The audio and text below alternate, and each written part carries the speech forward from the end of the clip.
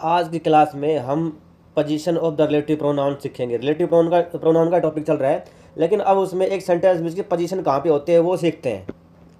166 का रूल करवा रहा हूँ, 690 रूल करवाऊंगा पूरे। ये मैं पढ़ रहा हूँ आपके सामने।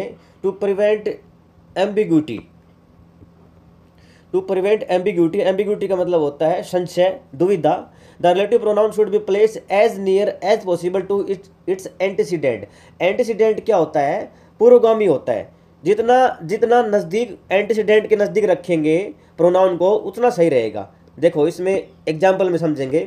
The boy who won the first prize in English is the son of my friend. तो यहाँ पे द बॉय है, ये एंटीसीडेंट है हु के, तो हु नज़दीक है सबसे ज़्यादा द बॉय के। ये कह रहा है, ये रिलेटिव प्रोनाउन है।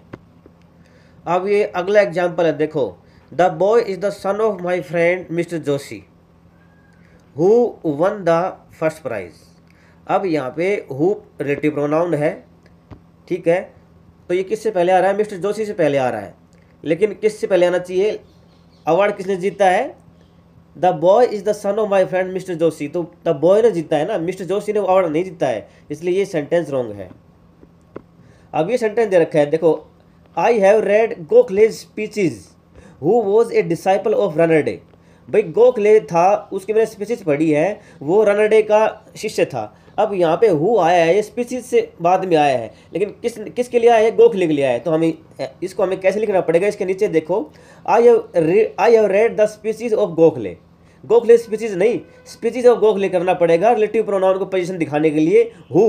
तो यहाँ पे गोखले के बाद हु आया, ये बिल्कुल सही पोजीशन है इसकी। अगले सेंटेंस को रीअरेंज करेंगे। I with my family reside in a village. मैं अपनी फैमिली के साथ रहता हूँ गांव में, नियर पुणे के पास। Which consist of my wife and 3 children. उसमें मेरे 3 बच्चे और एक वाइफ रहती है। तो पुणे कंसिस्ट नहीं करता, कंसिस्ट कौन करता है? फैमिली। तो I with my family reside in a village, ठीक है। तो फैमिली के साथ आना चाहिए विच कंसिस्ट ऑफ। तो I with my family which consist of, ये आना चाहिए, ठीक है। ये 167 का रूल कहता है कि pronoun found by adding ever. भाई एवर, सो एवर, हु, विच और व्हाट के बाद लगा देंगे तो इसको कंपाउंड रिलेटिव प्रोनाउन बोलेंगे, ठीक है। Who ever, who so ever, which ever, what ever, what so ever, ठीक है। तो इनका कोई भी एंटीसीडेंट नहीं होता। हु एवर का मतलब होता है any and every person who exalt himself shall be abased. ये ओल्ड इंग्लिश यूज कर दी गई। Students, thank you for watching this video. The topic relative pronoun is very crucial and very important for exams.